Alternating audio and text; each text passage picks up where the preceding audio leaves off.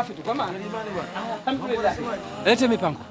Safi, naona pilika wapi tena Sheikh? Ino safari moja kwa moja na kuenda Tanga. Vanona miadi nyibo boda. Heya sina mona. Ino safari ya Tanga moja kwa moja. Sheikh, kuna nini tena? Na kuenda kutenda biashara zangu. Kwani wewe huvijiminywa mfanya biashara mkubwa? Alwatani njo mie Kiroko.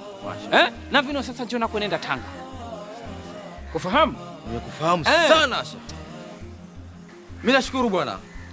Nashukuru kwamba unaenda kufanya biashara. Na biashara ni jambo zuri sana.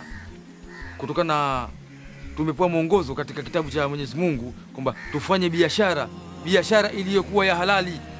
Na biashara ya halali itakwenda kukusaidia mbele ya Mwenyezi Mungu Subhanahu wa Ta'ala. Sheikh, mimi nimefurahi sana kusikia kwamba unaenda kufanya biashara. Pengine wewe japo siku moja utanichukua Sheikh. Vipi tena? Nisikiliza.